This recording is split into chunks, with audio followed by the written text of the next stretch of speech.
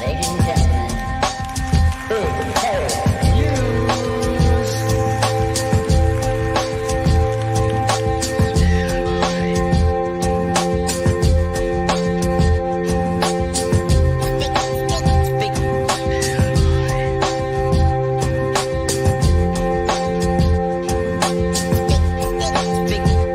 big hairy news.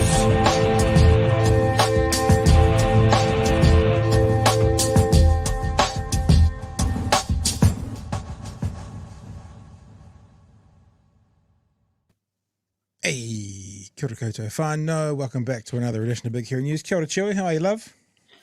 Kia ora, Pat. I am existing in I'm a eating state of... Oh, that's an apple. For some reason, I thought it was one of those dreadful American marshmallow birds. What are they, peeps? It's healthy fruit. I've discovered these That's apples in the last few months. They're called Smitten. That's the brand. You know how they have like Granny Smith or Rose. These are Smitten. And I probably eat about 4 of these a day, and I love them. And when we went to Auckland, I couldn't find them, and I was beside myself. Sorry. This is now a show about apples. Yep. I traditionally have not enjoyed apples. It's just Right.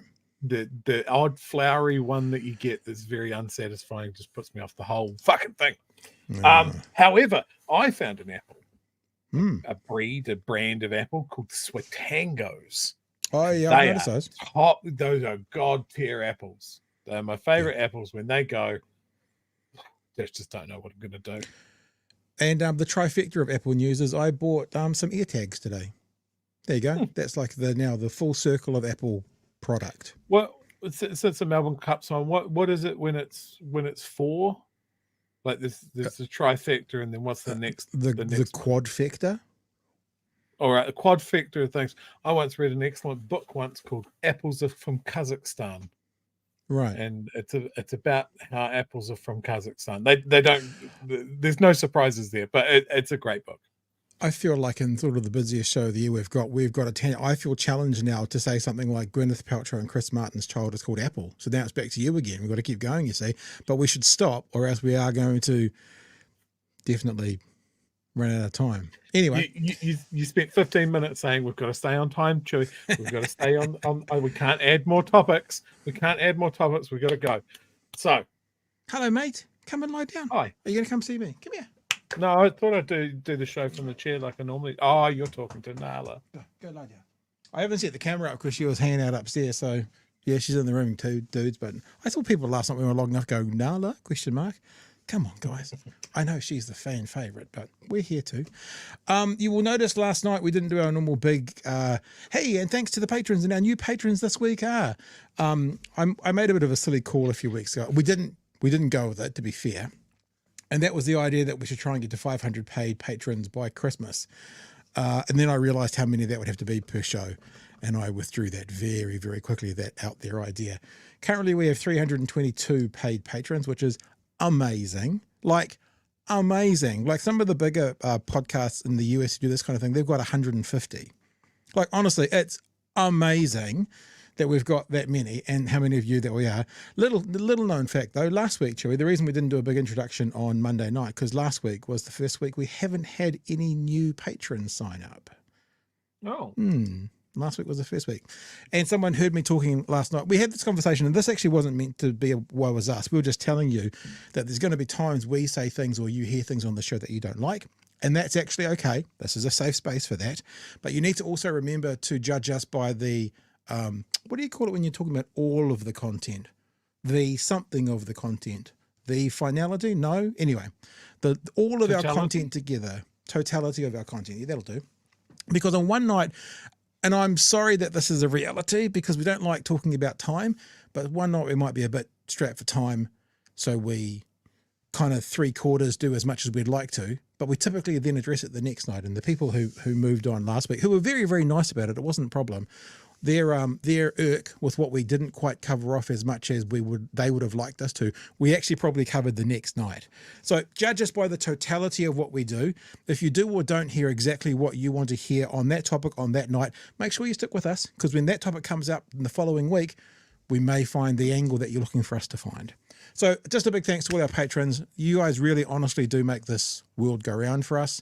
We're probably going to stop broadcasting for maybe 3 weeks across Christmas, and because then there'll be no super chats, there'll be nothing like that. So the patrons are the ones who really enable us to pay the monthly. You know, we've got a monthly bill for this software that we're using. We've got a monthly bill for Adobe, which I do all the editing on. We've got a monthly bill for what's the Shopify.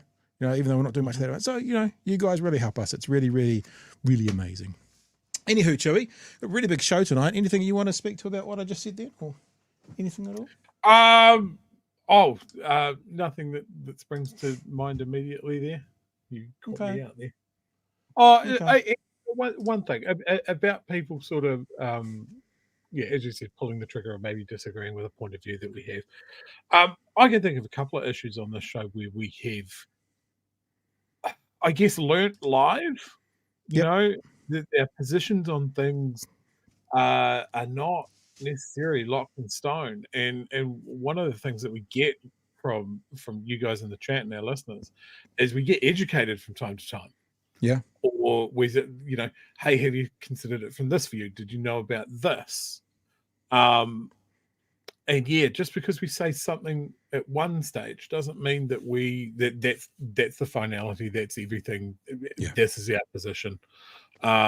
We are open vessels. Always drop that knowledge in. So yeah. All right, team. We're just going to get into it tonight because we do have a lot to cover off. One of the things we're going to do is we're actually going to take a bit of a step backwards to yesterday's show, because we were looking at some stuff that Mr. Luxon was saying on his 30 for 30 show. That's what it's called. No, that's ESPN does 30 for 30, doesn't it? Mr. Luxon was on Guyon Espiner's 30 yesterday.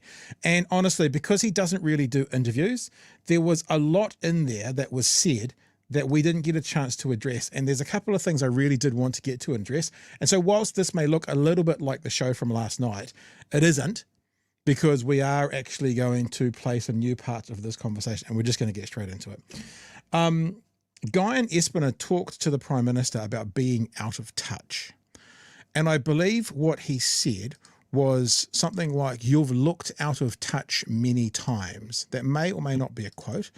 And so that was the jump off point for this part of the conversation.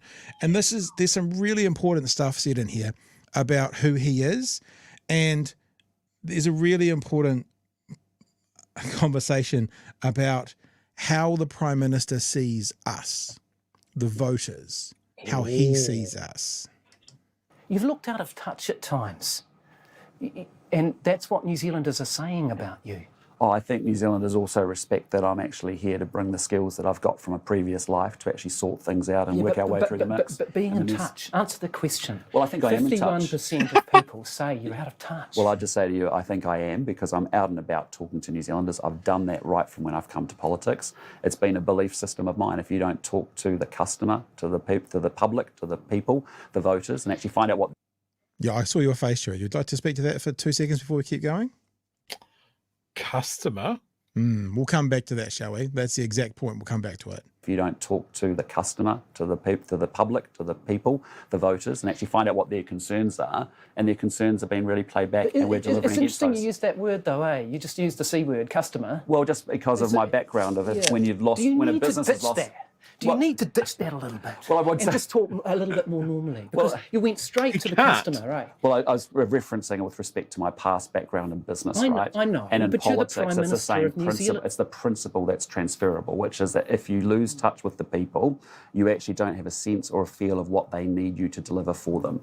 And I've been very that's our hot point. right from coming to politics, that I get out of Wellington as quickly as I possibly can, and I get out and meet with people. But let's be clear, I'm not a career politician, and, you know, yes, I use What does that mean? Well, it means that I come from a different background, right? One where you have customers, not voters. That I've had to learn Parliament very quickly. I've come through very quickly, as you well know. Yeah. I'm the fastest person to get from entering politics to being Prime Minister. But it means that I come with a different set of skills, and it means that I'm also not going to be perfect in my answers.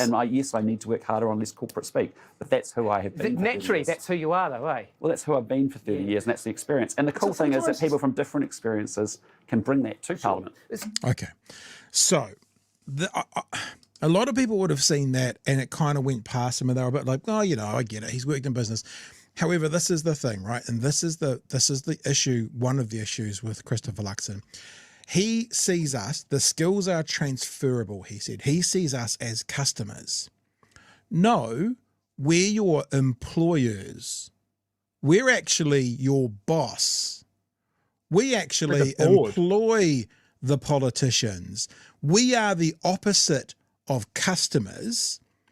We are the ones that give you a job. We are your bosses. And I think the penny's starting to drop a little bit when we go, you can't run the country like a business. We are not fucking customers. We are your employers. Is that the right one? Employees? Yeah, employers. And you better get your head around that real quick if you don't want to stay quite so out of touch. Chewy.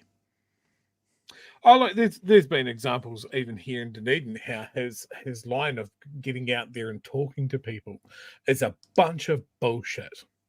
He's not talking to anyone. He's going from managed event to managed event. If he wanted to talk to people, if he wanted to build bridges, he would have spoken to the Dunedin hospital campaigners when he was in Dunedin last week. Yeah. Instead, he snuck in the back door like he was ashamed of something.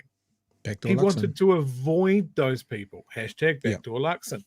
And the only interaction that he's got with a customer of his down here is me shouting at him in the car park. Now, like a madman. That's not a free and free. Yeah. Because he hasn't answered my email. You know? It's a fundamental thing. Like he boasted of how quick he moved from the private sector to the public sector. Yeah. How quick he's got into the hot seat. He's selling that as a plus. To me, I just point out what I've always pointed out about him. He is not good at this. Yeah. He does not have the skill set. Yeah. He's got a completely different one. I don't want to hear from my plumber that he's the quickest to get here. I want to hear that he's the best. I want him to listen to what the problem is that I want him to fix, rather than him sneaking in my back door. I know what I just said, and deciding what he wants to do. Yeah. It's not the plus that he thinks it is. This whole thing that these titans of business all think is that one of the good things about it is that they're not good politicians. It is not a plus when you are doing a politics. Here's now a criticism for the left. And I'm looking primarily at Labour and the Greens. We can put Te Pāti Māori in there as well. And perhaps it's one of the things, because what's happening in America at the moment is slogan campaign. One thing said on Monday, on Tuesday, there's an advertising campaign for it. This idea of him thinking that we're customers should have been blasted all over social media the next day. Like, I should be going today, oh yeah, he did say it yesterday, but look, the Greens have done really well getting out and trying to point this out. No one's pointing it out.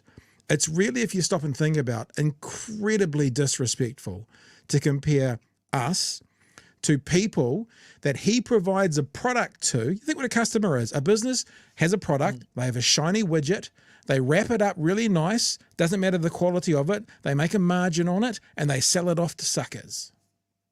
That's us. They're selling their shit off to suckers. I want to point to one more thing from last night as well, because they did talk about the public health and Lester Levy. And I think it's really important that we at least address that from last night as well. Guyon asks him about the public service. And he says, can we continue to be a low tax country with high levels of public service? So that's the question. And Mr. Luxon says something here, and I actually guarantee most of you will miss it until I come back and point it out. That again speaks to who he thinks he is in this economy that is New Zealand. Can we continue to be a low-tax country with high levels of public service? Because it looks like that's a circle that you're trying to square. Well, I'll just say to you, we had a previous government spent 84% more money. They hired 18,000 more public servants, and our social outcomes went backwards. Why? So it's not just about the amount of money. So the first thing he's going to say, in fact, I'll go back because I just hid the lead as we've been talking about Chewy. He says it's not about the money. I'll let him say that. Some more public servants, and our social outcomes went backwards. So it's not just about the amount of money, and you've got to make sure it's well funded, and we've got to. So it's not about the amount of money. What he's about to do is now go and tell us how much more money they're spending. But he's not telling us how much more that's going to purchase. So he says Labor did wrong. It's not just about how much money you're spending, but look how much money we're spending. So this is the subject matter of this. It's not the exact point that I think everyone's going to miss. I'll come back to that. Went backwards. So it's not just about the amount of money, and you've got to make sure it's well funded, and we've got enough money to, we've got money going in, the best that we can put in, we put in, but equally it's about what you do with it. And I think what there has been is a huge lack of good financial discipline and management across New Zealand system. It's about making sure when I put a record amount of money into healthcare, $17 billion more going in over the next 3 years, that money has to go into a system that's going to deliver improved outcomes That's for New interesting, Zealanders. You've got Lester Levy cutting $2 billion from the health system. And what I've got is that's the challenge for him, isn't it? no, but $2 billion. Yeah, but I'll just say to you what we're trying to do in healthcare, which is a very complex system. And I just put to you, if New Zealand was twice. How many times does he have to fucking say, I'm going to put it to you? I mean, like, side note, I'm going to put it to you. How many times does he have to say that? This is like, I used to coach people in broadcasting. We called it the Nike rule. When you're doing talkback, you don't look at the lines. You don't go, oh, John's on the line. I'm going to go speak to John. Hello, John. Doing talkback. I'd call it the Nike rule, the just do it. Don't talk about what you're going to fucking do. Just do it. Just go, hi, John, and you're going. He keeps saying what I would put to you is just put it to them. Don't explain you're about to put something to him and then put it to them. Just fucking tell them. Speaking of CEO speak. Twice as wealthy, which like Ireland is twice as wealthy as New Zealand. They have 2 to 2.5 times the number of medical staff in their healthcare system because their economic engine and their economy supports those public services. But in healthcare, we've got a series of particular challenges in New Zealand. One is we have to make sure the funding's in place. So we spend $30 billion. We're putting another $17 billion in over 3 years. But you're going to cut $2 billion. No, but the money, I'm talking about incremental money going into the system that we've committed to in budget. The next thing is we need. How's Mr. Levy going to cut $2 billion from the health system without affecting frontline services? Well, as you well know, it was a perverse restructure that happened and a botched restructure. You had almost, you had 14 layers from chair down to patient. That's You disproven. had 2,500 management added They in couldn't on a back merger that of up. 20 DHBs, and you've ended up with an unwieldy organisation called Health New Zealand that's actually not delivering for the New Zealand people. We have incredible nurses, incredible doctors. We've got workforce challenges there, no doubt about it, but we now have hired 2,900 extra nurses since we've come to power, and we have 29,000 nurses in the system. We have more doctors coming into the system. Okay. Now, I guarantee you no one's going to pick up on what I said because it's really subtle. I'll read you the sentence that I want to go back to. When I put a record amount of money into health, I'll say it like this. When I put a record amount of money into health, when I, the Prime Minister, me alone, me solo, no help from fucking anybody, put a record amount of money into health. Again, what that speaks to is who this man is and what he thinks he is about, how important he thinks. He thinks he put the money in. It was all about him and his decision making and what he thought would work. When I put a record amount of money into health, no, you didn't. You might have signed a cabinet memo, but you didn't put it in. For a start, we put it in, the ones you call customers, your bosses put it in, and you said where it was going to go. You can have your bird when it comes to that. But when he says, when I put a record amount of money into health, Chewy, there's other things I want to talk about to do with this clip, but for now, throwing it to you, that's what this man's about. You're a customer, I do all the decision making, I make all the decisions. Yeah, absolutely. Look, the repeating of that debunked 14 layers between management and frontline rears its ugly head again. That's been challenged multiple occasions and they can't prove it. And it has been debunked. This man is still hitting the greatest hits of lies. Like it's such a befuddling statement from him that they're cutting so much money out, but they're putting more money in. And I just want to go, that's cool. Here I am in Dunedin, and apparently your idea is to pit the people of Otago Southland against the people of Nelson, against the people of Northland, in some sort of battle royale, winner gets a hospital. Absolute shit show. If I could circle back to his look, what I would say to you is, what I would put to you, this is a vocal tick.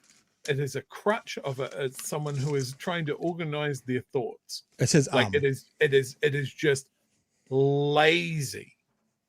It is something that he is leaning on. Like every time, like this is my for anybody, any National Party advisor that's watching the show, because I know you love to. This is my reaction to anyone that says, well, what I would say to you is, that automatically says that that's not what you're saying at all. Yeah. You're actually saying something else. Yep. Just like you said, Pat, just fucking say it. Yeah, just fucking say it. Hey, can I say a couple other things? It's not this theoretical thing that you're going to do. Just remember, say it. Just remember that this government is accurate when they say we've put the most amount of money in than ever before. But just also be aware that last year they put the most amount of money that's ever been put before. And then the year before that, they put the most amount of money in that's ever been put before. And the year before that, because they increase the budget every fucking year. So him using this big headline like, aren't we the bit? Next year, they'll put in more than they've ever put before. That's what's happened when a population grows and there needs to be more money in health. A couple of other things. Ireland is twice as wealthy, he said. So they can have twice the number of doctors and nurses. That was part of that clip just there. When you start your decision-making model flow diagram from a dollar sign, you're always going to lose when it comes to infrastructure and public service. If Ireland needs twice the amount of doctors and nurses, seeing their population is pretty much identical to us, so do we. So we need twice the number of doctors and nurses to support the population we've got, which is the same as Ireland. And I'm sorry, Mr. Prime Minister, you can't say because they've got the money, they can have a health system that works for them, and then say to us, sorry, can't afford it. Especially when, let's say it together, kids, $2.9 billion to landlords and $14 billion in tax breaks. We could have twice the amount, which apparently he's now telling us that's what we need, because that's what that little green country up there in the Northern Hemisphere has, who are identical in size to us. It's not about they can afford it. It's about what do they need. And I think he's just showing us that we need twice the number, and they're doing nothing about it because they start their flow diagram with a dollar symbol, Chewy. I love this comparison to Ireland. It shows someone that's not really across the facts either. Ireland has a couple of key advantages. A, they're part of the fucking EU. The other thing is the reason that their economy is on the rebound, because it was not good for a long time, is that they're a tax haven. They've opened their doors to big tech companies and that sort of thing. It is a tax haven. And that's great. They can build a new hospital, all credit to them. But if that is the way that Luxon's going to slide, I think we should be concerned about that. Like, I only have to go back to having John Key named in the Panama Papers around tax hideaways and that sort of thing. That's enough of a concern for me.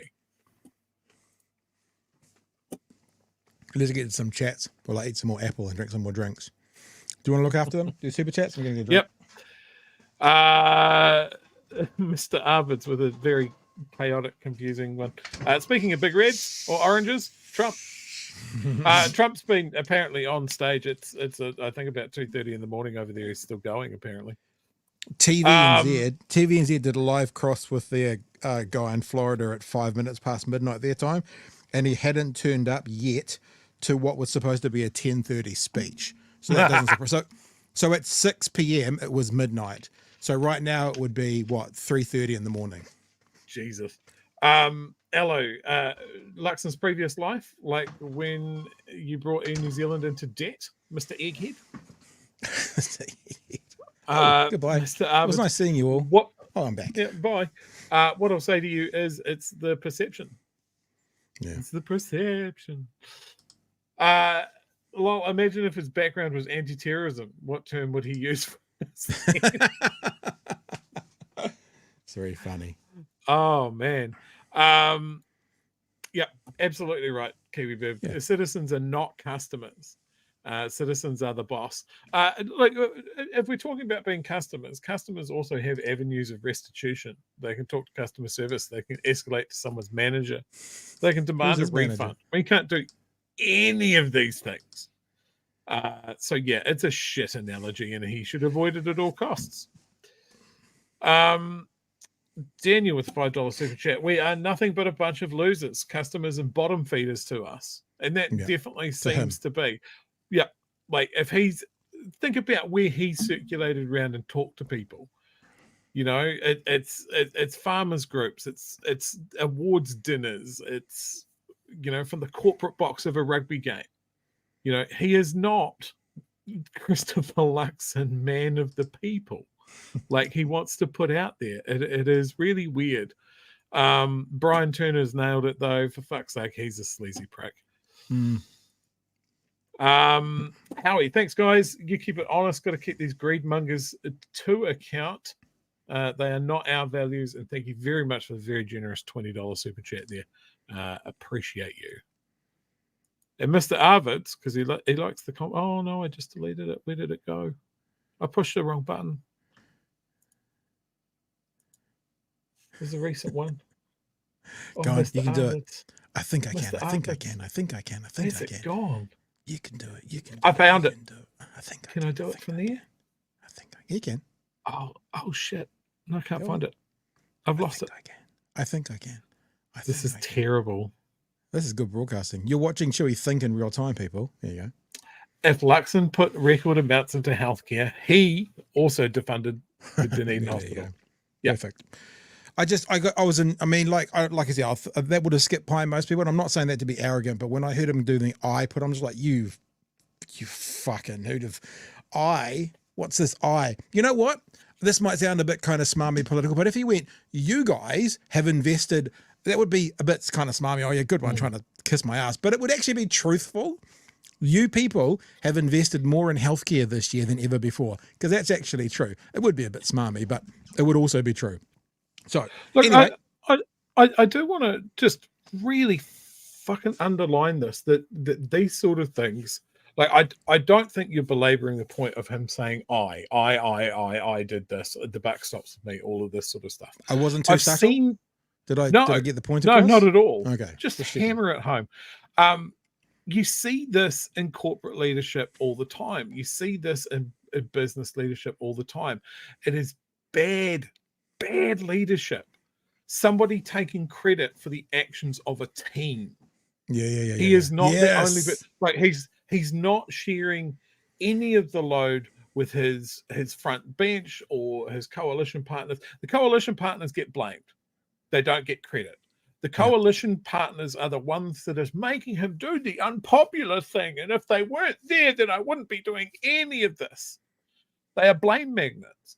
But then when he wants to be seen as Christopher Luxon, man of the people, the great decider, the true leader that will lead us into the glorious Estonian future that he predicts for us, it's him. It's the monolithic him. And I have seen that in bad managers my entire working life. A good manager will share the glory with his team, and he will be in the trenches when it's going wrong. And this is one of the things that I instantly did not like about Luxon, even before he went into politics. He didn't seem to be that good leader. Yeah. Yep, 100%. Okay, we are moving tonight. We promised this last night. To be honest, we could do a whole show on the conversation between Mehdi Hasan and Piers Morgan. Now, I know for some people out there, you might kind of go, no, not this again. But the difference here is Mehdi Hasan has been on Piers Morgan's show a couple of times. but this is the first time that Piers Morgan's been on Mehdi Hassan's show. And to be fair, if you're not this is not your jam, I could do another 3 or 4 or 5 clips very easily, which I've restrained myself from. So let's go through I subscribed to this channel today. It's fucking same. gold. Zeteo. It's Yeah. so much. Yeah. Thank you, patrons. This is thanks to the patrons. So we subscribed. So have you watched this? Did you watch this when you subscribed? I've seen clips. I haven't seen the whole thing. So let's keep going, right? Because the thing I love about Mehdi is he makes me feel good about the questions we've been asking, Chewy. He gets to ask Piers Morgan finally, after all those people, if you guys are long-time watchers or listeners, you'll have heard us say this, when everyone always has to go, do you denounce Hamas? Do you denounce Hamas? Yes, yes, yes. But no one ever says, do you denounce Israel for flattening hospitals? That's where we start between Mehdi Hassan and Piers Morgan. So let me start by asking you a version of that question. Do you condemn Benjamin Netanyahu's terrorism against the children of Gaza? Well, I wouldn't categorise it as you do as terrorism, although I do think that they've committed some acts which I do think are acts of terrorists. For example, so hang on, they're not terrorists, but there's been They acts just do a of terrorism. They just do terrorism, but they're not terrorists. It's like how you know your granddad kind of goes, I'm not a racist, and then expletive or various slurs come out. But I'm not a racist. But you say racist, but I'm not a racist. That's the same kind of logic. Aggressive, violent expansion on the settlements on the West Bank. I think you could inarguably say, well, that's a form of terrorism. My hesitation in using that categorization for what Israel has done in Gaza is that, as I've said to Palestinian guests, I'm not sure how else people expected or how else the Israeli government should have responded to the terror attack of October the 7th. So let's just work this through. I'm not sure how anyone should have expected them to respond. Now let's change Israel for that and put, say, ISIS in there or Al-Qaeda. Like, let's say America's bombing ISIS, and therefore ISIS sets up terror cells to take down America. Do you think there's a defense which kind of goes, well, how do you expect ISIS to respond? Of course not. Of course not. That's why it's such a terrible argument from this man who, through these clips you're going to see, is going to tie himself up in knots to try and acknowledge the bad war, bad events that Israel is participating in, while still not condemning them. The monumental scale of what happened that day. It seemed to me Hamas knew exactly what Israel would do, didn't care about its civilians, was hiding amongst them, had a tunnel system and thought, bring it on, let's have this out. So I've always felt that Israel not only had a right to defend itself, but had a moral duty to defend its people. By killing Palestinian kids? Well, listen, my brother served tours of Iraq and Afghanistan in the British Army, as did my brother-in-law. There were military all through my family. They've all taken... Did they do war crimes? Piers probably had bone spurs. That's why he didn't do it. He probably had bone spurs from his younger days. Part in conflicts where civilians, including children, have been killed. I think the particular problem in Gaza is that half the population are under 18, of 2 million, and that clearly a disgusting amount of children have been killed in this conflict. So my answer to your question, I wouldn't categorize it as terrorism to respond to a terror attack by going to kill the terrorists. However, has it got completely unacceptable, the level of civilian death that has been going on in Gaza, particularly children? I say yes, and this has to stop. What is the acceptable level of death? Well, I don't know. That's why I've always said from the start. This so echoes, we didn't get into it in that depth, but that so echoes the conversation we showed last night with Sam Cedar and Tim Poole. It's like, okay, so if this is not acceptable, what is? And they go one level, one step down, one level down question, can't answer it. What is proportionate? What do people expect people to do? I mean, for example, when America, after 9/11, went into Iraq, as you know, I waged a campaign at the Daily Mirror newspaper against it. I thought it was an illegal... But you haven't waged a campaign against this? Well, because the point about Iraq was they didn't perpetrate 9/11. Nothing to do with it. So it's about the goal, not the conduct of the war. I'm asking you about the conduct. Yeah, right? I don't want to have an argument about the goals. I understand. I'm saying if you kill, for example, you saw the video, because I know you were on social media as much as I am, a video that Washington Post verified of a little kid, 13 years old, is attacked by a drone. I haven't seen this, but this sounds horrific. Not just to the Israeli Defense Force kill a child, but then they kill the people coming along to help that child after I've the seen child's been hit by a drone. I haven't seen it, but it sounds. If you've seen it, Drew, is it accurate? Don't look for it. No, Don't I'm look not. for it. This is accurate. It's Yeah, right. horrific. I've seen so many drone strikes over the past year. I don't think I'll be the same again. And that one shook me. Video that Washington Post verified of a little kid, 13 years old, is attacked by a drone, minding his own business. He's not Hamas. There's no Hamas hiding behind him. He's attacked. As he's bleeding out and people come to help him, they attack again. That's a double tap. It's what Al-Qaeda and ISIS do, double tap strike. How is that not an act of terror? Well, because 2 kids are killed deliberately. I've seen a lot of videos. Some of them are. But that one specifically, is that an act of terror in your view? It is in your eyes. No, I'm asking your view. Well, no, I haven't seen the one you're talking about. What I would say about it is that I want to see all of these things properly investigated and to establish whether there have been war crimes committed. And if there have been, absolutely hold the people who perpetrated it to account. How? How? Yeah. How? Yeah. They don't subscribe to the International Criminal Court. They won't allow people to be extracted to The Hague or something like that. How do we hold Israel to account for the things that they've done? I love that question of how many children are acceptable. Yeah, what would be And I would proportional? extrapolate that out. How many aid workers? How many journalists? How many hospitals? How many refugee camps? What's an acceptable level of collateral damage in this regard when you have a top tier, one of the most militarily advanced countries on the planet waging war on essentially a city, one of the most densely popular, well, formerly densely populated places on earth?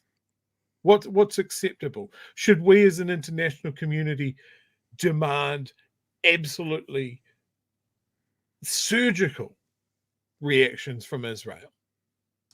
Yes.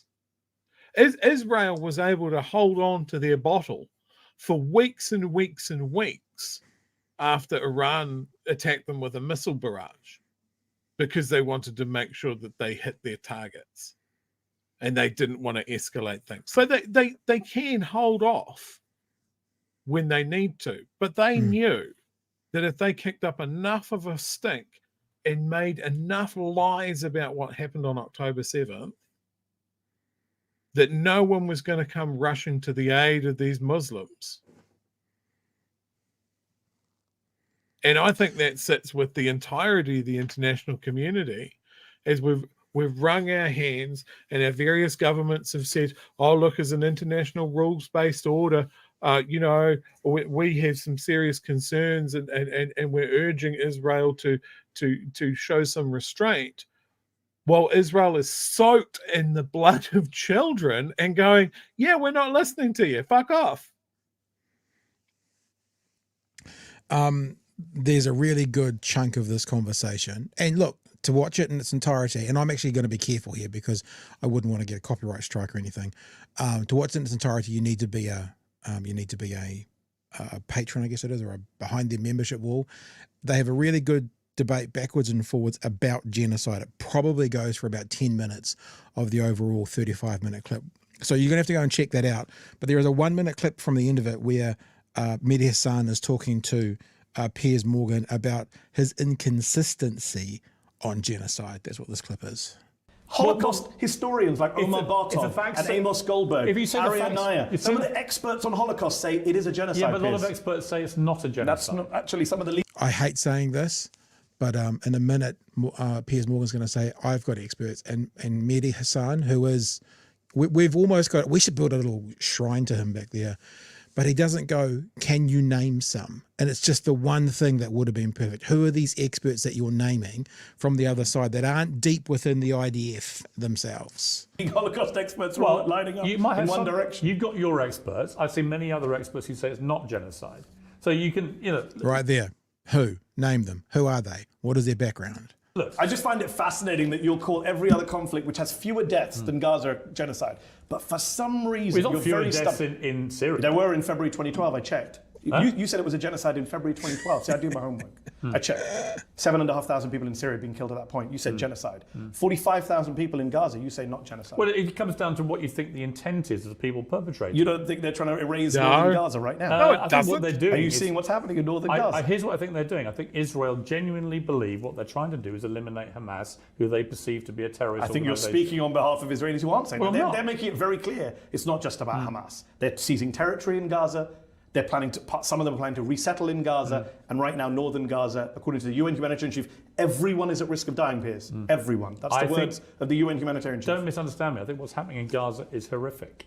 You just won't say genocide. No. You ask me if it's genocide. I don't think it is. And you ask me if it's terrorism. I don't think it is. There you go. So that's clip number 2, Chew. Thoughts? Piers Morgan's an absolute idiot. Yeah. To not call what's happening in Gaza a genocide. Let's be real here. Like, the amount of women and children that have been killed. They've wiped out entire bloodlines, multi-generational families. Yeah. They have burned records. They have taken out doctors, nurses, professors. They've burned records.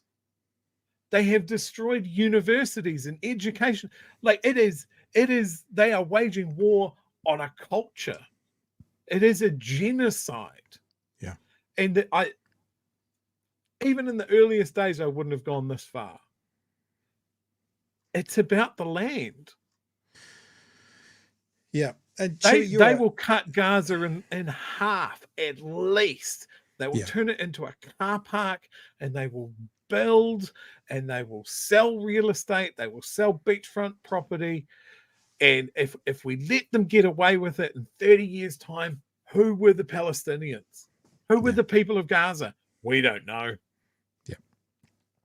No, very good. Now, there's other parts of this conversation. I'm not going to play them all. There was another clip we could have done, which is Piers Morgan has a really interesting interaction where Mehdi Hassan challenges him on his views around Trump.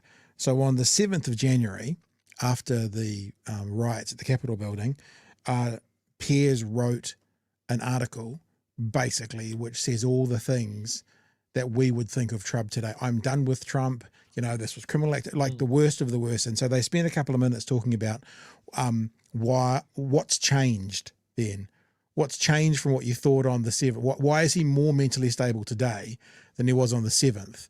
A great interaction. Go and watch the whole thing. I guess you got to subscribe to Zeteo. When you come and subscribe to us first and then go and subscribe. But there is a part that we will watch because it's only about 90 seconds or so. And it's after that has happened. He challenges Piers asking if Trump's racist. And this is that conversation. So you said you went to the rally yesterday. Yes. They said Puerto Rico is a garbage island. Yeah. Black The comedian people made a series of stupid, dumb jokes. Trump's childhood friend said Kamala is the Antichrist and the devil. Do you agree with that? No, I don't. Immigrants being brought in as a Democratic plan to replace American voters. This is a kind of neo-Nazi. Notice he didn't answer that one. Did you notice, folks? That's the great replacement theory. Piers Morgan goes, as in he's acknowledging the question was asked, but he doesn't answer the question. Brought in as a Democratic plan to replace American voters. This is a kind of neo-Nazi great replacement word. Immigrants are invading and occupying the UK. Invasion is what Nick Griffin, for the British people watching, you and I know who Nick Griffin is, far-right neo-Nazi language of invasion. That's what Trump used. So when I make these allegations, I have evidence and facts to back them up. You avoid the facts. So when I say to you, for example, is Trump a racist? Yes or no? I don't think he is. No. So why does he say racist stuff? I don't think he's a racist. I've known him. No. Why does he say racist stuff? Why does he say racist stuff, Piers? Mehdi, I don't know. But he does say racist stuff. Can we agree on that? No, it's a simple question. It's ingenuous forward. All right, let's go through it then. Facts. He said four women of colour in Congress. They should go back to where they came from. Is that racist? I'm not going to do this with you. Why?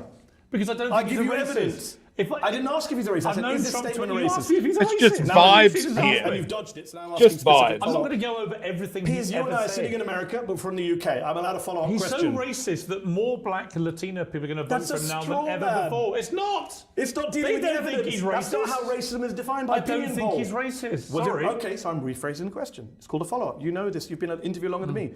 When he told four women of colour to go back to where they came from, was that racist in your view? I can't remember the quote. He told Ilhan Omar, AOC, Okay. Ayanna Pressley. How much of a cop out is that? You imagine sitting on Piers Morgan's set, Piers Morgan's sharing a fact, and you going, I haven't heard of that before. Would he go, oh, that's fine, we'll just move on then? Of course he wouldn't. Of course he wouldn't, and he shouldn't. Quote. He told Ilhan Omar, AOC, Okay. Ayanna Pressley to go back on Twitter. It was very famous. Okay. It was a huge... If that's what he Republican said, scandal, then that would seem to me to be racially insensitive. Yes. but not racist. I don't think Just he's a can't racist. say it, That's all can I he? asked. No. Well, you did ask me that. But actually. now I'm asking. It's fun. It's like you also can't say genocide when it comes to Israel. You can't say racist. He can't say racist when it comes to Trump. He can say genocide when it comes to all sorts of other places, which is part of this conversation, but not when it comes to Israel. I'd even give him credit for saying, yes, that is racist. That what he said was racist, but I don't believe he is a racist. Yeah. But then, Like- but of course, if you say that is racist, then you're stuck in the trap of, well, who says racist things? Racists do. This has only got 15 seconds, then we'll get out of it. Is it racist to tell 4 women of colour to go back to their I countries? do, look, here's It's my- a very simple question. You don't want to answer it because you know it's racist, Piers. No, I think he has said racially insensitive comments. That's a cop-out. But I don't think he's a racist. Uncensored Piers Morgan can't say the R word. And for those who don't know, that's the name of Piers Morgan's show. Piers Morgan Uncensored. So there you go. Just 3 clips from it. Go and check it out. Zeteo.com, I think, is the website or the Substack, and it's well worth a support. I would say, like even if he believes that Trump is not racist, then look at the people that he has surrounded himself with in the past. Yeah. Steve Bannon, that guy that looks like Skeletor, and Joseph Goebbels had a bastard child. Stephen Miller. Miller, yeah, that's it. Yeah, Miller. Like both of those guys have literally been operating in the circles of neo-Nazism, like Stormfront and that those sort of organizations. You can look at people that have endorsed him, like David Duke. It's just mental. It's like, okay, cool. He's not racist. Why do racists like him? Why are there racists in his cabinet? Avowed racists. What? And also, why? but now go the other way. All of those people who surrounded himself, who they may be right-wing, horrible people, but they wouldn't quite step into that authoritarian, racist place. 40 out of 44 of them will have either said they will not endorse him and they will not vote for him. So go the other side. He's surrounding himself with these dark people who have stayed. Not saying that all the other people are light, but the ones that weren't as dark have all run away and said, this guy's too dangerous, we are not going to support him. So I think that's about that side of it as well. I forget the guy's name, but he has a fantastic moustache. But and he was in Trump's cabinet, and he's like, we must keep him out. He is damaging to the country. I want the Republican Party to return to a Reaganite Republican Party. And I was like, that does sound horrible, but not as horrible as what it is now. If Kim is correct, I withdraw and apologise. See, that's how it works, Piers. That's what you do. Withdraw and apologise. Unfiltered, like an extra spicy cigarette. Seeing we've kind of talked to this, let's go into the conversation around the election tomorrow now. Kiwi Skewered, if you're out there, I don't know how to do this because we're not using YouTube. Feel free to put a poll in there. Trump, Kamala Harris, don't know. And if we do get a poll in there, this is what I want you to be honest with, right? Not who you want to win, who you think will win.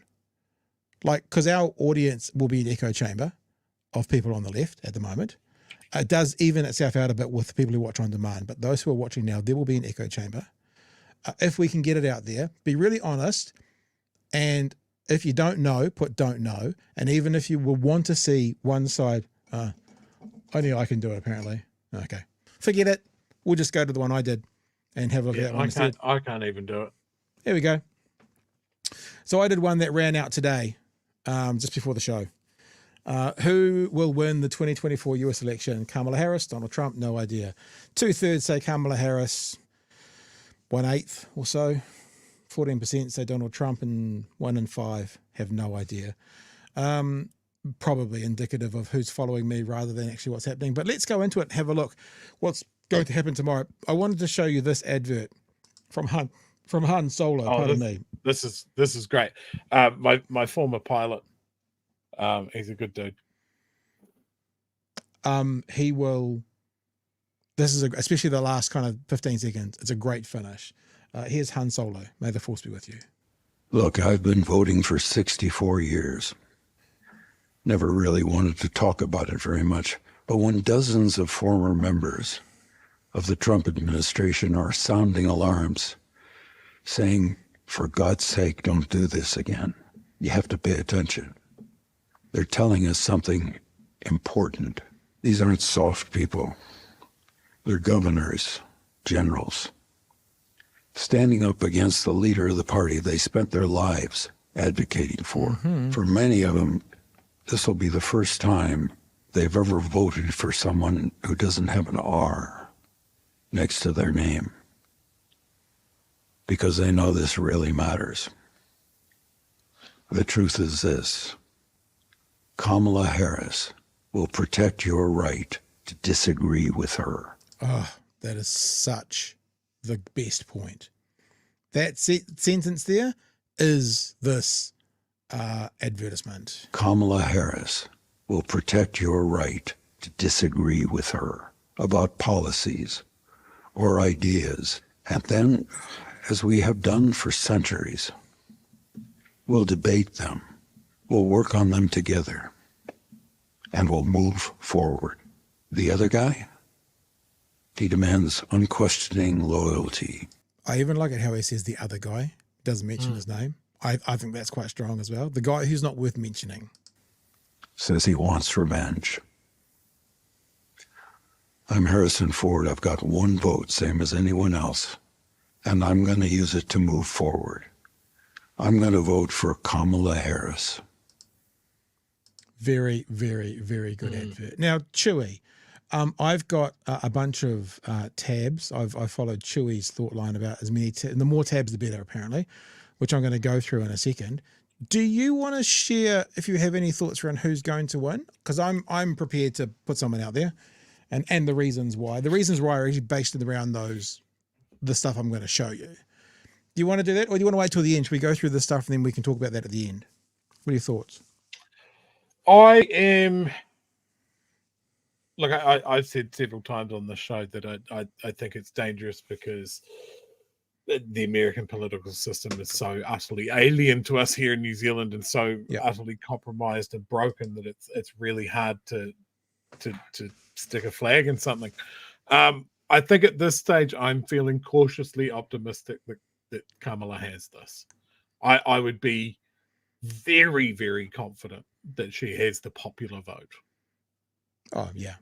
Almost goes without saying. Yeah. But whether she can take the Electoral College, cautiously optimistic. Okay. So I'm going to put out there that Kamala Harris will win.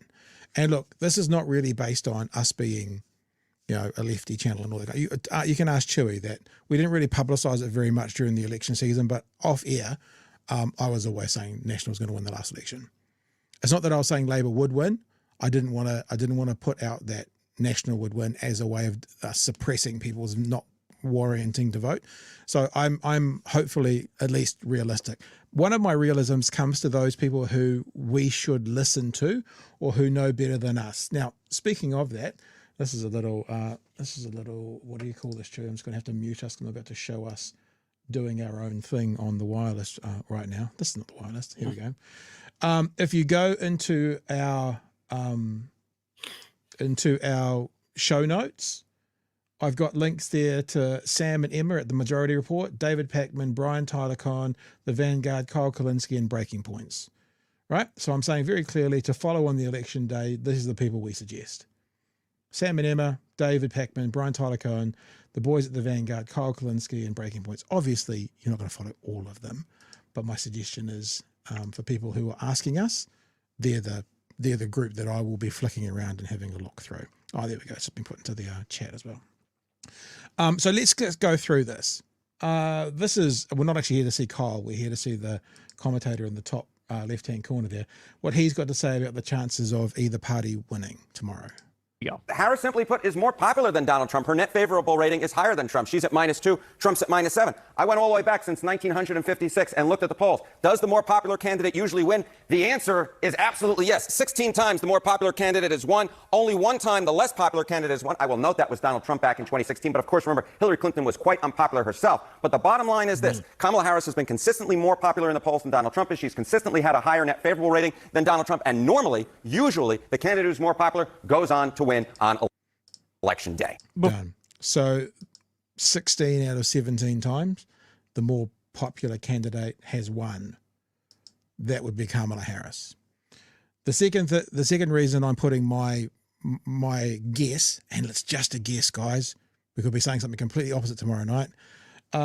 Kamala Harris is based on the Iowa poll. Let's have a look why that's so important. And it comes as we're getting that striking new poll out of Iowa. Dasha mentioned it. What can you tell us about that? Wow, this has thrown the political world for a loop because neither party, go back here, neither party has been treating Iowa as a battleground at the presidential level. Remember, Donald... So he's saying this is expected to go to Trump comfortably. It's not a battleground state. Trump did incredibly well here in 16 and 20, won by more than 8 points. This would be, if this actually happened, Harris ahead by 3 over Trump in Iowa. That would be an 11-point shift for Harris in Iowa. What is the climate in Iowa? One thing that might be notable here is you look at where Harris is drawing her support from in this Des Moines Register poll. Night, right? Among women, 20-point advantage over Trump. This is particularly strong for her independent women and senior women. Trump obviously doing better with men. But one thing to keep in mind in Iowa, abortion has been front and center there with that new 6-week ban that went into effect this summer. That gender gap on. So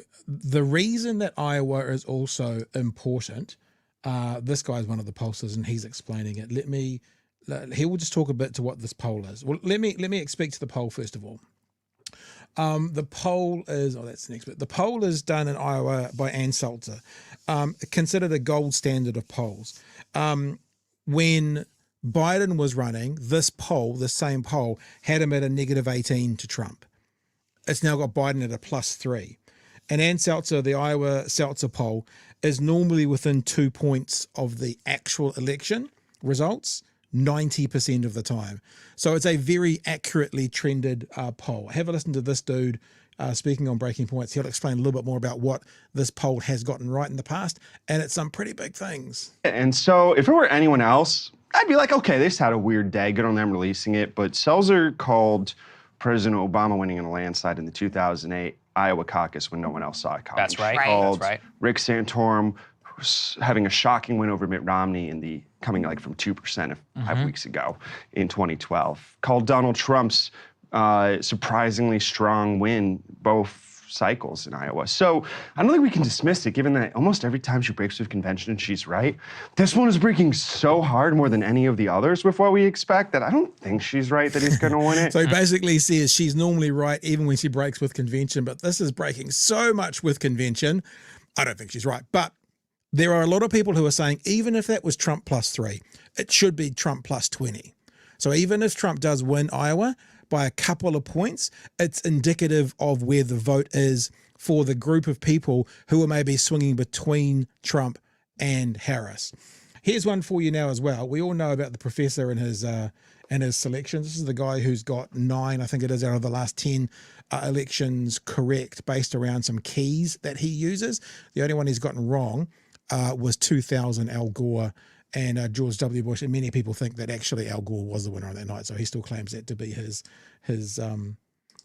be correct. So these are his criteria, Lichman's criteria. Let's have a listen to Mr. Lichman as to what he's got to say about who he thinks. 6, his candidate will win. So what are the keys saying today? Let's bring in Alan Lichtman to talk all about it. Professor Lichtman, look, your keys are pointing toward Kamala Harris. Has anything happened in the last few weeks that makes you feel more confident in your prediction?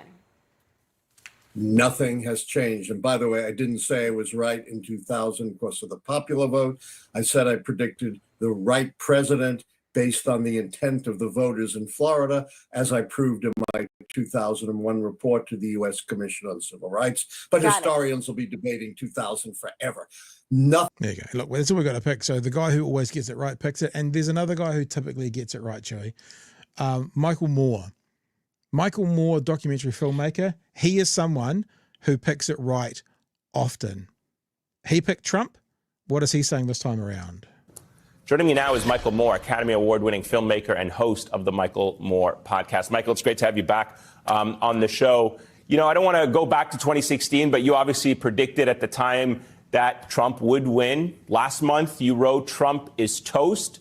You know, we're almost 48 hours out from perhaps seeing our first results, but do you stand behind that today? Oh, even more so. I just keep wondering the gift that the Trump campaign keeps giving us. I don't think they realize, I don't think they really are in touch with where the majority of Americans are at.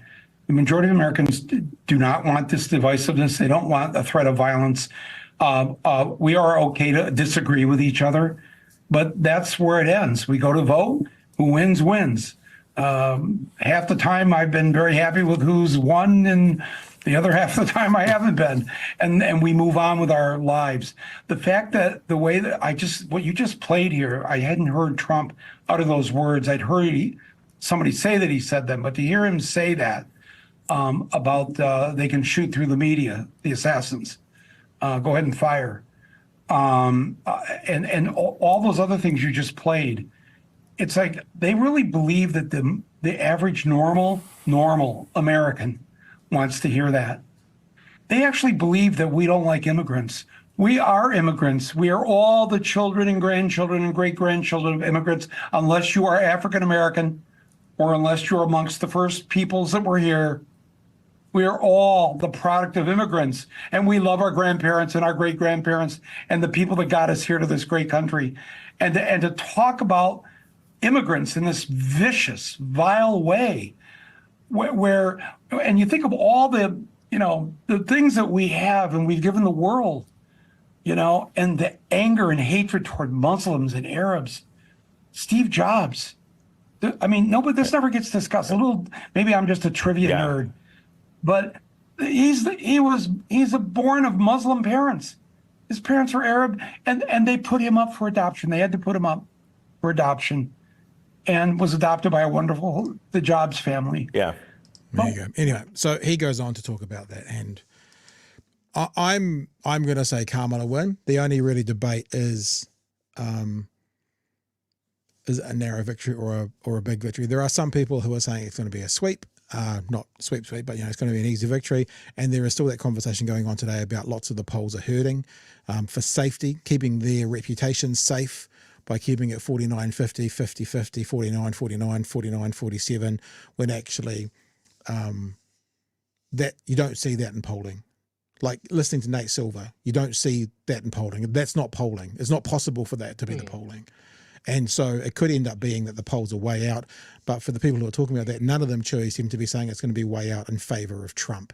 So either very close, very, very close, or way out in favor of Harris.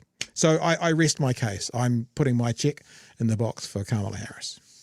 Can I just say, if you're doing polling and you're hurting it for, as you say, safety, just don't do a poll. Just literally tell people that you're not doing a poll because you're afraid of one of the outcomes. Like, that would send a message, I think. But yeah, I'm torn on it because I mean, we've talked about it with our own elections. If the polls show too strong a result one way or the other, people stay home. So maybe telling people, hey, look, it's 50-50, your vote would absolutely count. I mean, you're lying, but you're getting people to the polls, and isn't that really what counts? I'm really torn on that issue.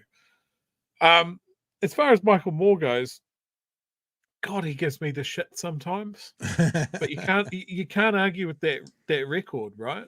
I find him at times to be fucking insufferable, but when he's right, he's very, very right. My hope for the result when it finally comes in and all gets ratified is it has to be a crushing defeat for Trump. It has to be, because if it's close, if it's anything but a landslide, then the bitching and the whining and I was cheated and everybody's crooked. Yeah, but Chewy, we said this last night. If it is a landslide to Kamala Harris, then all those pricks, if they have been who are hurting, that's going to give the Trump side a chance to go, look what the polls were. This has been stolen. So actually, if it's a massive result like that, you're going to get those same actors coming out saying the poll said it would be closer. How can she have won by 6? So, and yeah, he's already planting the idea. This Woken's vote will push Kamala over the line. The other guy is toxic to most women. Yeah, maybe. I mean, to be really honest with you, if we come back tomorrow night, okay. So Chewy, what's the most likely scenario tomorrow night? We come back and it's a clear win to Kamala, or it's incredibly close and we're not going to know for a number of days. What do you think? I think it's more likely to be a number of days. I'll be fair because I don't want to drop you in. I don't have a clue. I don't have a clue. I think you're probably I'm guessing. Right. I think it's probably more likely to be a few days. But if it is a resounding defeat, it would be nice to get that done as quickly as possible. Yeah, look, I'd love to be pushing the button on this show going, well, fucking look at it, crushed, destroyed. Donald Trump has been exiled to the moon and we'll never hear from him again. The end. Yeah. I saw a fantastic little something today about the, as I said here, let me play it. The UK. This is what the UK did. This is not quite the bit that I saw, but the Americans are looking at how the UK announced the polls. And because it was such a resounding win by the left this time around, as soon as the polls closed, they announced the winner. It looks something like this. New videos. Now, the key event from last night occurred at 10 p.m. Done. That was it. First indication of what was. Honestly, that was. I mean, the video I saw that was counting down. They went 4, 3, 2, 1, 0, and then they put their graphic up. There's your winner. So you know, the thing is, can I be honest, guys? In America, it's because of the way you do it that takes it so long. Honestly, that system you've got. If you truly lived in a country where you believe one person, one vote, then you'd go to a popular vote decides the winner. That means all the Republicans in California, their vote would count. All the Democrats in Texas, although Texas is kind of a bit more purple now, their votes would count. And I know that we say that the popular vote has been won since the mid-90s every time bar one. I really wonder how many Republicans, for example, are in California and just don't vote. I wonder what a true and honest popular vote presidential run would be. It would be really interesting. Because don't they say the US election comes down to about 16,000 votes? I think last time it was something like 2 votes per precinct over 2 states. And it was like 20,000 votes altogether across 18 counties or something. So yeah, that's what happens. And but to be honest, Chewy, it's very similar. Well, not very similar, but it's before we went to MMP under first past the post, you'd get places like the Social Credit Party or whoever those guys were. They'd get 15% of the vote and they'd get 1 seat because you had to win a seat to get into government. So that's why they switched to the MMP. Anywho, are there any chats and stuff to get to? Should we get to those? Yeah, there are a few. Frosty, will the Discord calls ever come back? Yeah, yes. I've when got to the actually news slows down. And also, I have to get it fixed up. We've rebooted the computer and installed some more software, and there's been some clashes. So I'll write down here. I'm gonna. Frosty wants Discord. I'm gonna phone the lovely Jason, our tech guru. I've actually got 2 things for him, so I'll get in touch with him tomorrow. Cool. Other super chats. Israel state terrorism. Absolutely. Yeah. Yeah. I hate when they talk about Gaza like it's a war, because a war you've got 2 armies fighting. And that's definitely not what's happening there. Brett Lee sat Morgan on his ass. Brilliant. Detective Rogers talking about the double tap. It's called the double tap when they hit first responders, and it's been done since Obama. Every president has committed them since then. I think the double tap actually predates Obama. It is literally out of the terrorist playbook, as he set off a bomb and then he set off a second bomb to get the first responders. I think Obama popularized it with Hellfire missiles fired from drones, but yeah. Why are you steering? Watching live. What will I listen to on my work tomorrow? You will listen to the audio podcast of this show. Oh, why don't you can leave? vote for in the podcast awards, which we haven't mentioned religiously 2 times a night, like we did last year. So we might not get a viewer's choice. No, do you know? No, do you know why we got last year? Because I was doing heaps of TikToks and getting tens of thousands of views a week on TikTok, and it tagged it onto the back of those. That's why we won last year. We're not going to win this year, but that's why we won last year because thanks to TikTok.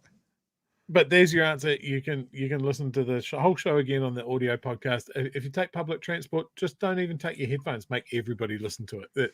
That's how we roll. That's good.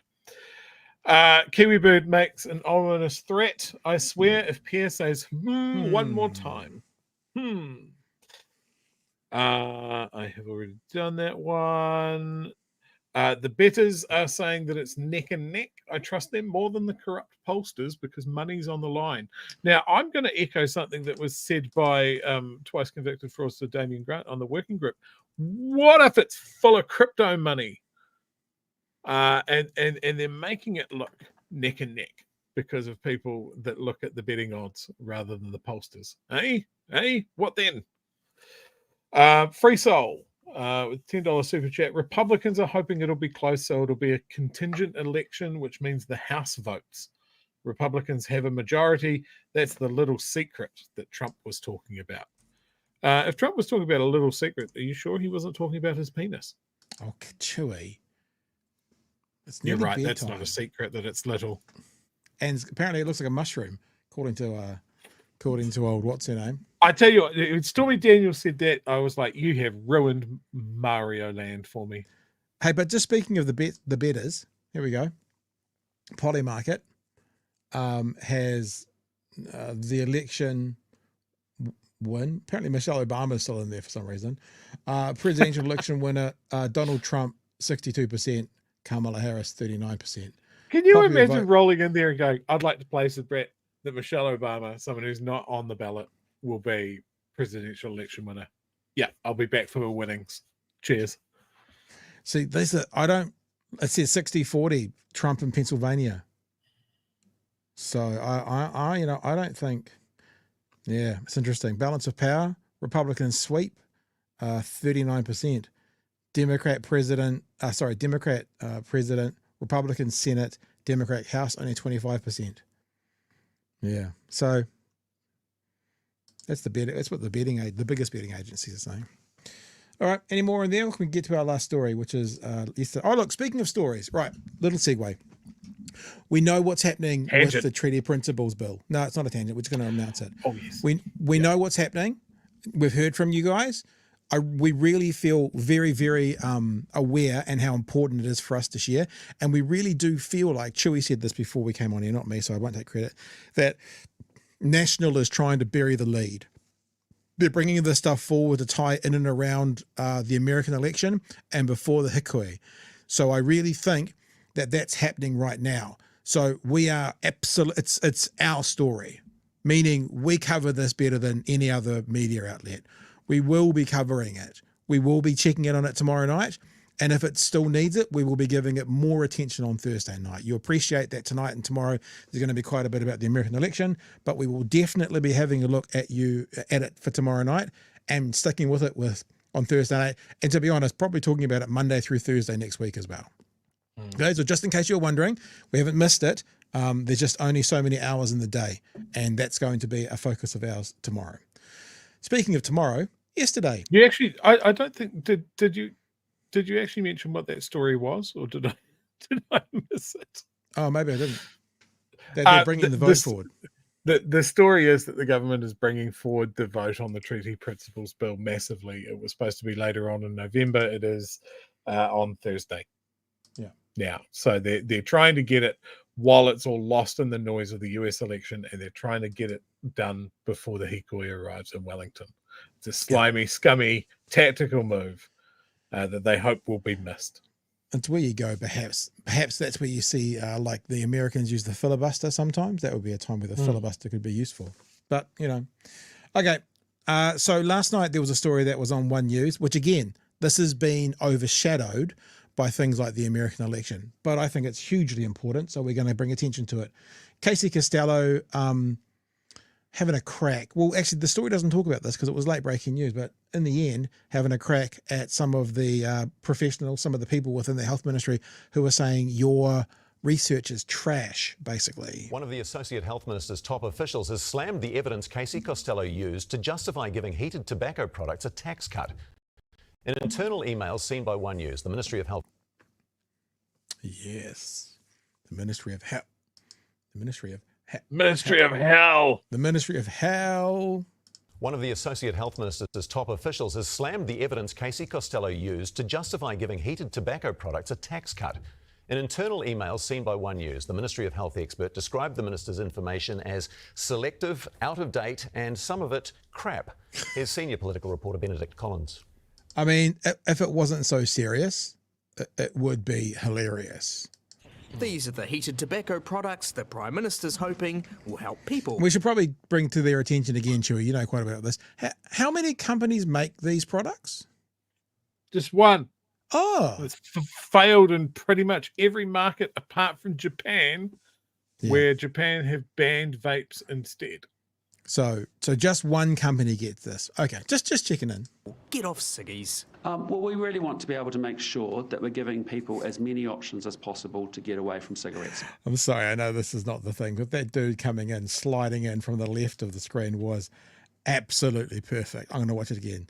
Just like, he needs a little kind of noise, one of them that's like, as he comes in. Ready? Well, we really want to be able to make sure that we're giving people as many options as possible to get away from cigarette smoking.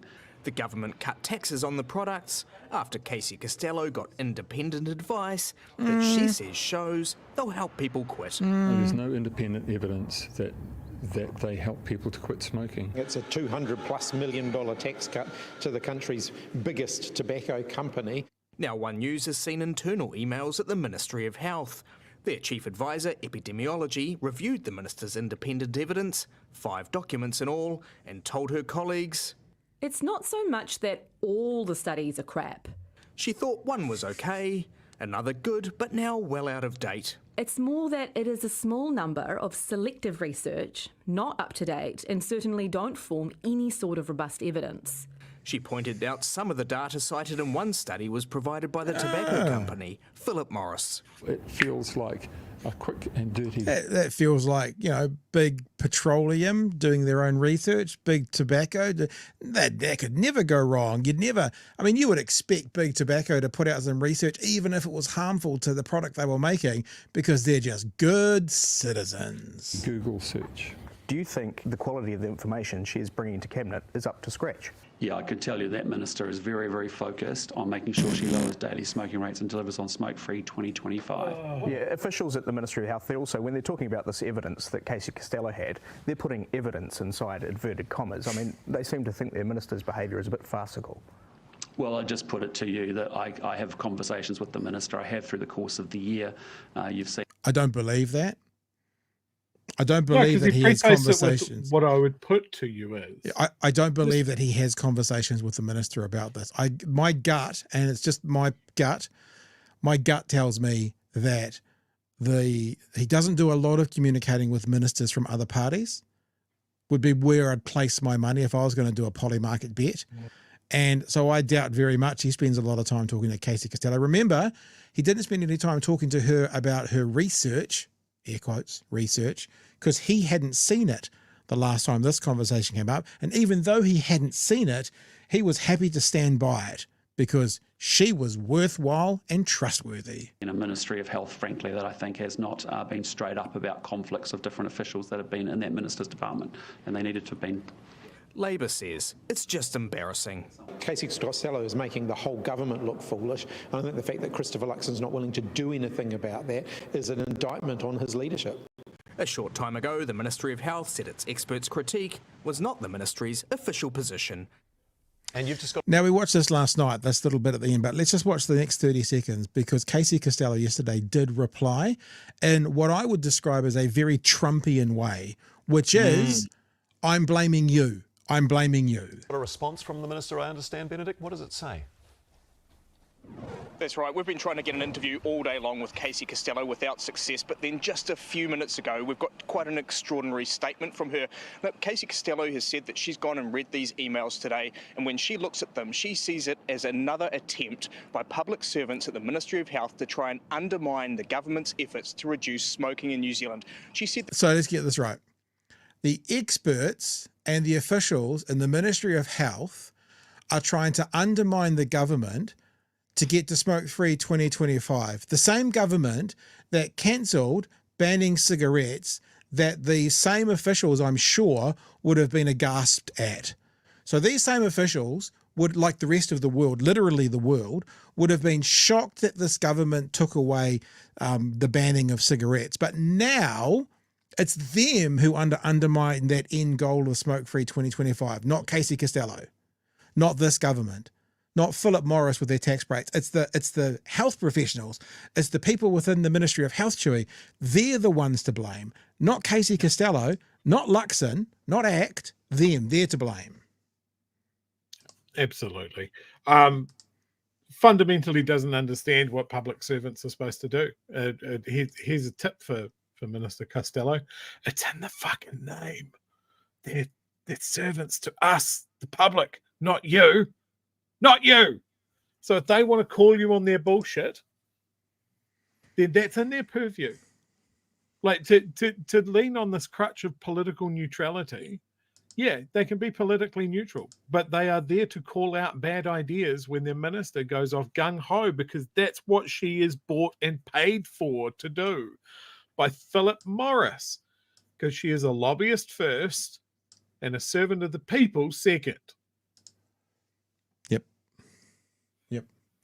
Now, we've got... Heated tobacco products just offend me on so many levels. A, because they're a bad product.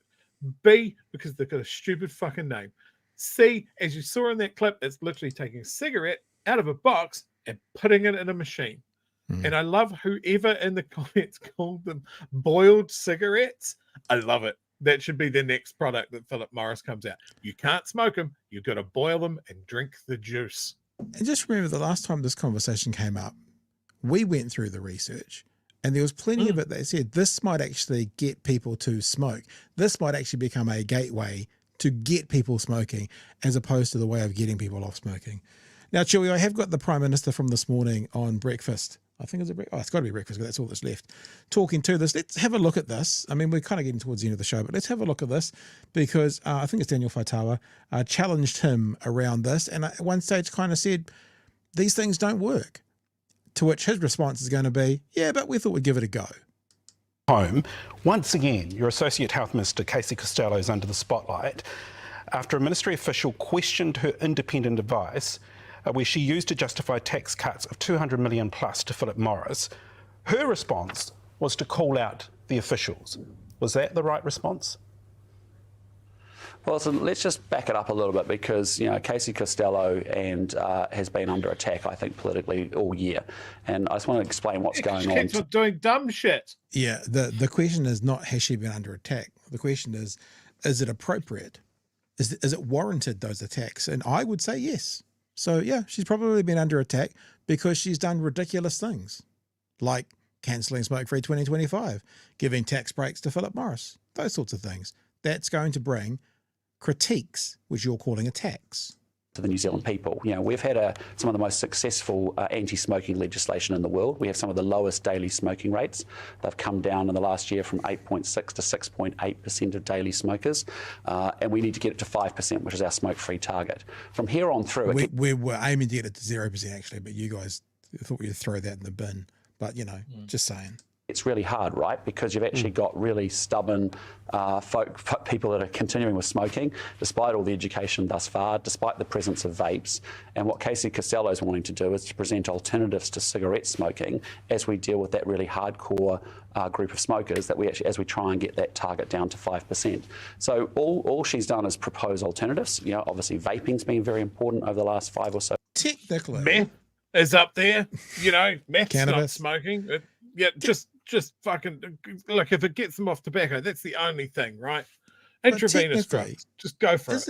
Isn't it Philip Morris that's proposing the alternatives? Because that's some of the research he's using. So he said Casey Costello is having alternatives, proposing alternatives. Technically, she's using research from places like Philip Morris to propose alternatives. Technically. Years, and that will continue. We want to make sure we have some guidelines around protecting children underage around vapes, and we put some tougher penalties around all of that. Heated tobacco products is an attempt to look at alternatives as well to cigarette smoking, which is very harmful. And as you move people out of cigarette smoking to something like a heated tobacco product, which actually has half the excise tax attached to it, all we've done is we've allowed in our financial books as accounting to make sure that we put aside a provision to say, look, if we get a wholesale conversion of people out of cigarettes into heating tobacco products, the government won't collect as much revenue, and it's a good thing getting people off cigarettes, but it means we'll get less money or less revenue. So we'll just put that money, which will make them cheaper at the counter, which will drive more people to them, perhaps people who aren't smoking, and because they've got tobacco in them will not necessarily satiate those addictive qualities and keep them smoking. The other thing the research showed that we read was people are much more likely to continue to smoke and use these as well. So, making smoking products cheaper. National 2026. To one side to actually account for that should the most conservative position eventuate. So it's not a tax break. What it is actually just saying, look, we're recognising we want to try different things because we're now with a really stubborn set of daily smokers that it gets really hard from here on through. So and you that's what we're trying mentioned to do. Heated tobacco products. But Prime Minister, we've had international experts come on our show and the evidence just doesn't back that up. Well, what we're doing is we're giving it a go. We said we'd review it in 12 months' time and see whether it has been. Why can't they give cannabis a go and review it in 12 months' time? Why can't we just go, okay, we'll decriminalise for 12 months and see how that goes? It's funny how when there's not perhaps a massive lobby group with deep pockets behind it, that they're less likely just to want to give it a go. Yeah, we'll give it a crack. Yeah, we'll give it a go. Effective. Other things that we couldn't give a go and review in 12 months' time, reductions in speed limits. Can't do that. Got to put them up. Got to put them up. All right.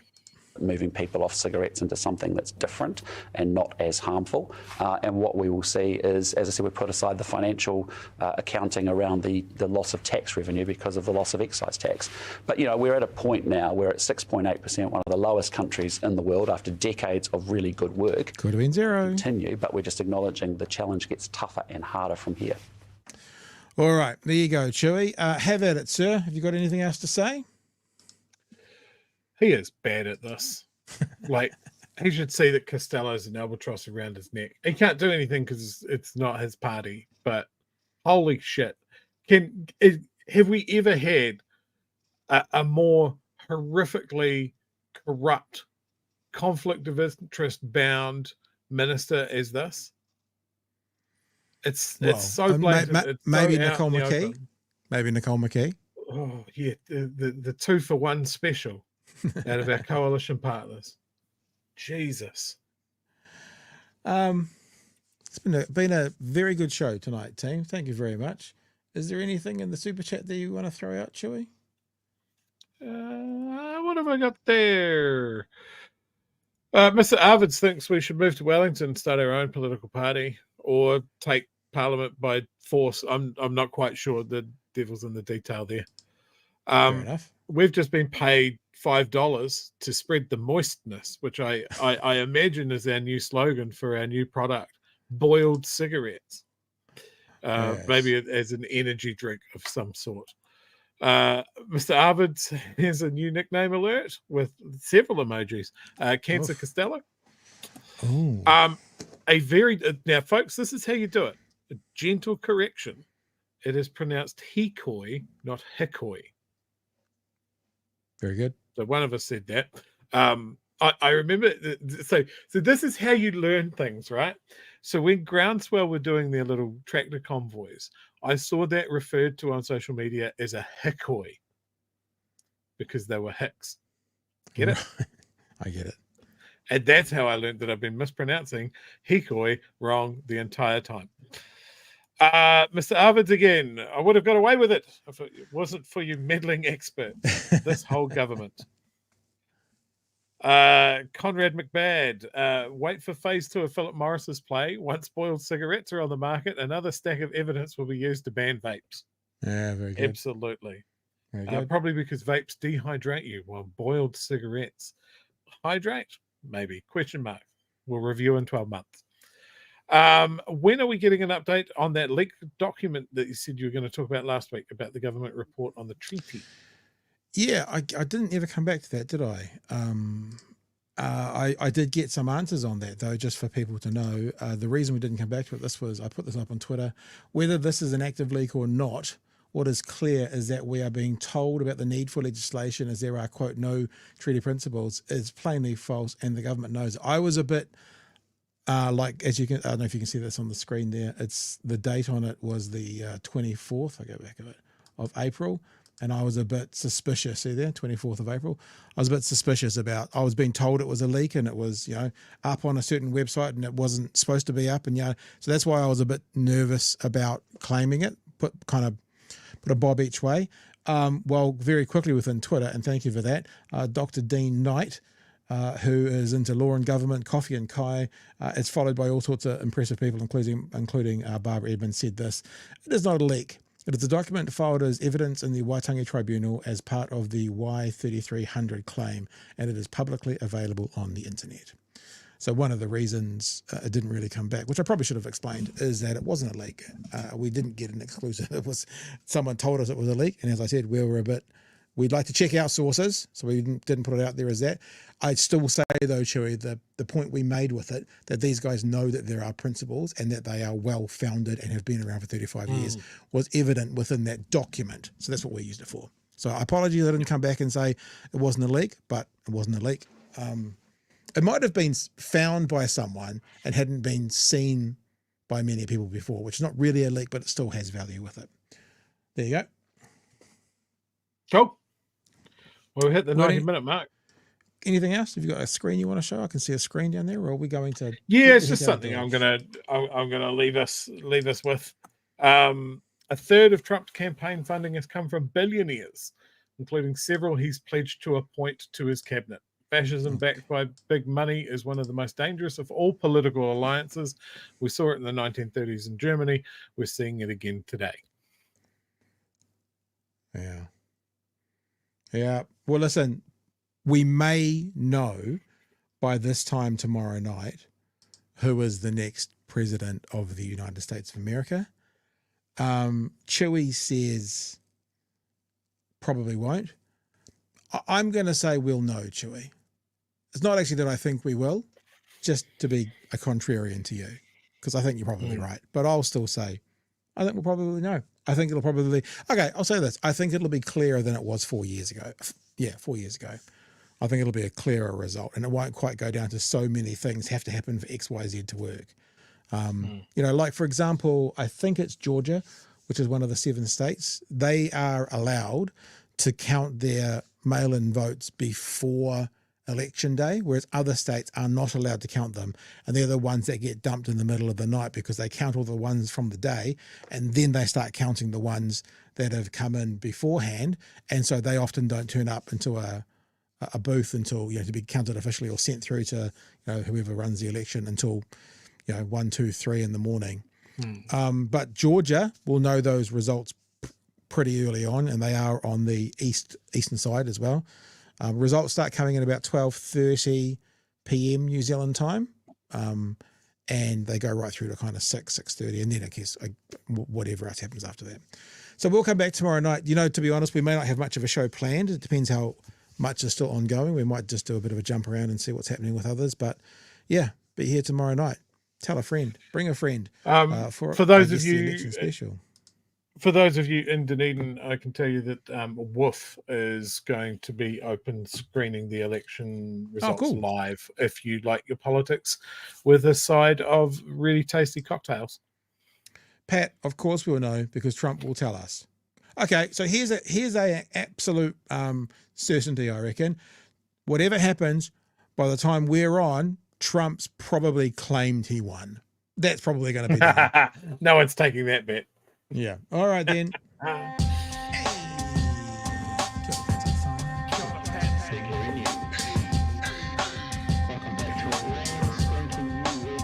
Help us settle a debate, whether it be thoughtful or funny, even if we're all creatures of hate. It's a fine line that we're walking together. For better, push aside the temptation to berate. Let's take a note of the corners we stand in.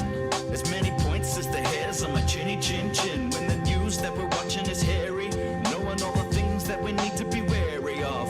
Like the rich have the hand out for rewards, while the many have to work out what they can afford.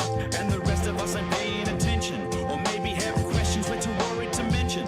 Other media is still dwelling on trivial facts, vetting peas from the rice and the mice from the rats, and picking and choosing a warpath to run, and linking ourselves with the hill to die on. It's gotta come down to a welcoming vibe, with an A and a self and a higher in mind. All heavily either this way or that, and we'll be analyzed by Butchery and Pat. With the evil in the world trying to mess with your head, and you're sitting on the couch, you're thinking chivalry's dead. Each night, 2 nights, they're gonna sing you to bed. It's Big Hairy News. All right, guys, be safe for the next 22.5 hours until we see you again. We'll be back tomorrow night at 9 p.m. for another edition of Big Hairy News. Until then, I've got nothing else to say, Cherie. Up to you, sir. I've run out of words. Words gone, no more. Word. Leave we shall. Why many word when less word do? All right, team. Be safe, be well. We'll catch you tomorrow night from 9 p.m. for another edition of Big Hairy News. Hooroo. Cheers, fam.